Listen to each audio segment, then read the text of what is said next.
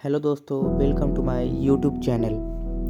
हमें किसी भी खास समय का इंतज़ार नहीं करना चाहिए, बल्कि अपने हर समय को खास बनाने की पूरी कोशिश करनी चाहिए। एक बार की बात है जब गौतम बुद्ध अपने शिष्यों के साथ एक गांव से दूर किसी बड़े नगर की तरफ जा रहे थे।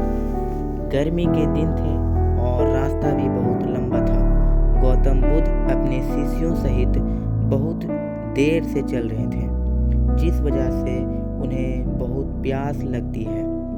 वहाँ से कुछ ही दूरी पर बरगद के वृक्ष की एक घनी छांव थी। सभी लोग उस वृक्ष के पास पहुँच जाते हैं। महात्मा बुद्ध अपने शिष्यों सहित वृक्ष की घनी छाया के नीचे विश्राम करने लगते हैं। बहुत देर से चलने की वजह से सभी का गला प्यास से सूख रहा था। यह बुद्ध जानते थे। बुद्ध ने अपने एक शिष्य को कहा, आप इस बरगद की छाया से 20 कदम दूर जाकर बरगद की 2 बार परिक्रमा करके वापस आओ। शिष्य वैसा ही करता है जैसा बुद्ध ने बताया। परिक्रमा के बाद जब शिष्य महात्मा बुद्ध के पास आया तो गौतम बुद्ध बोले कि क्या आपको ठंडी हवा का अनुभव हुआ था? शिष्य बोला, हाँ महात्मा बुद्ध, उस उत्तर दिशा की तरफ से मुझे कुछ ठंडी हवा की अनुभव हुआ था। शिष्य की यह बात सुन महात्मा बुद्ध शिष्य से तुरंत बोले कि उसी दिशा में चले जाओ, जरूर वहाँ से कुछ ही दूर पर एक तालाब अवश्य मिलेगा। उस तालाब से सबके लिए पानी ले आओ। शिष्य उसी दिशा में जब कुछ दूर जाता है तो वहाँ सच में एक तालाब होता है।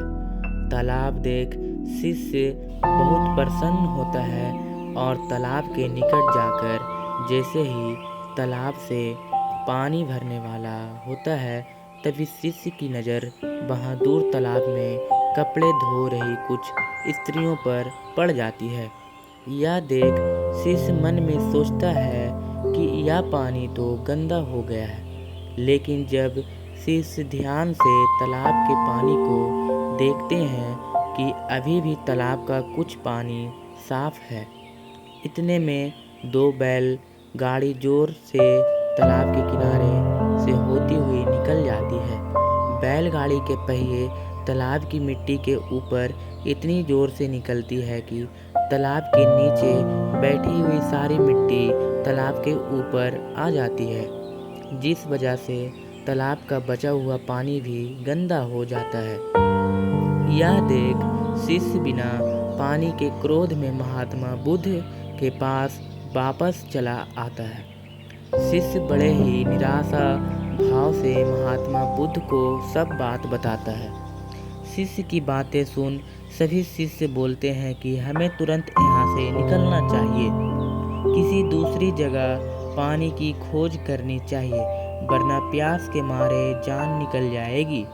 इधर महात्मा बुद्ध सभी को शांत होने के लिए कहते हैं और बोलते हैं कि धीरज रखो, कुछ देर यहीं बैठो, उचित समय आने तक संयम बनाए रखो। सभी महात्मा बुद्ध की बात सुनकर शांत हो जाते हैं और वहीं बैठ जाते हैं। कुछ समय बीत जाने के बाद महात्मा बुद्ध फिर से अपने शिष्य को उसी तालाब के पानी लाने के लिए कहते हैं। शिष्य बिना कोई सवाल किए उसी तालाब से पानी लेने के लिए फिर से चला जाता है। तालाब की हालत देख शिष्य को यकीन नहीं होता। तालाब का पूरा पानी पूरी तरह से साफ होता है। यही देख शिष्य बहुत खुश होता है और पानी भरकर महात्मा बुद्ध के पास जाता है। सभी पानी पीकर अपनी प्यास बुझाते हैं, लेकिन अभी भी सबके मन में ये एक सवाल था कि आखिर यह चमत्कार हुआ कैसे? तालाब का पानी तो गंदा था। उन्हें लगा कि जरूर ये गौतम बुद्ध की शक्ति है। इनमें एक शिष्य ने यह सवाल महात्मा बुद्ध से पूछ ही लिया कि यह चमत्कार आपने कैसे किया। शिष्य का जवाब देते हुए महात्मा बुद्ध बोले कि यह कोई चमत्कार नहीं है, यह आपके सब्र का फल है। यह फल है आपके सब्र बनाए रखते हुए उचित समय के इंतजार का। जितनी देर हम सब लोगों ने सब्र किया, उतनी देर तक तालाब के पानी के ऊपर तैर रहे सभी गंदे तत्व और मिट्टी तालाब के पानी के नीचे बैठ रहे थे। फिर कुछ देर बाद शिष्य जब वहां तालाब के पास पहुंचा, तब तक सब दूषित कण नीचे बैठ चुके थे, जिस वजह से तालाब का पानी पहले की तरह साफ हो चुका था तथा तालाब सिर्फ साफ दिखाई दे रहा था।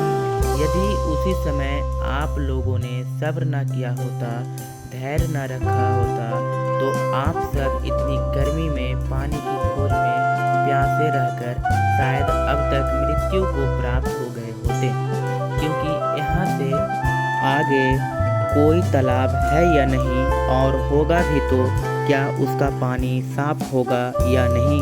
इन सब कारणों से आप सभी प्यास न बुझा पाते और प्यास से मर जाते। फिर इतना बोलने के बाद महात्मा बुद्ध शिष्यों को एक सीख देते हुए कहते हैं कि जैसी स्थिति हम लोगों के समक्ष आज आई है, वैसी ही स्थिति और मुश्किल दौर जिंदगी के हर मोड़ पर आएंगे। तब उस समय भी आपको ऐसा ही संयम बनाए रखना होगा और आपके विवेक से काम लेते हुए ही आपको एक उचित फैसले के साथ सही नतीजे पर पहुंचना होगा। हर मुश्किल दौर में सब्र रखते हुए ऐसे ही शांत मन से ही कोई फैसला लेना चाहिए जिसका आपके और दूसरों के लिए अच्छा हो, क्योंकि ऐसी स्थितियों में लोग अक्सर गुस्से में आकर अपना सब्र खो देते हैं और गुस्से तथा जल्दबाजी में गलत काम और फैसला कर बैठते हैं, जिसका बुरा परिणाम उनको भविष्य में देखने को मिलता है, जिसमें खुद का नुकसान अधिक होता है। कुछ परिस्थितियां जीवन में ऐसी होती हैं जहां हमें सब्र बनाए रखते हुए उचित समय का इंतजार करना होता है, लेकिन लोग अक्सर यहीं पर अपना सब्र खो देते हैं और उचित समय आने का इंतजार नहीं करते, जिस वजह से उनको आगे चलकर दुख और मुश्किलों का सामना करना पड़ता है। हमारे द्वारा लिया गया आज का फैसला हमारे आने वाले कल की खुशी और दुख को निश्चित करता है। बुद्धि से हमें अपने जीवन में बहुत कुछ सीखने को मिलता है। हमें अपने जीवन की उन अनमोल बातों और ज्ञान का बोध होता है जो हमें हमारे जीवन में बहुत काम आती है। अक्सर इंसान जिंदगी में आने वाली परेशानियों के बारे में सुनकर बहुत परेशान हो जाते हैं, तो ऐसे में हमें ऐसी बुद्ध की स्टोरी से बहुत कुछ ज्ञान वर्धक बातें सीखने को मिलती है, जो जीवन की मुश्किलों का सामना करने की ताकत देती है।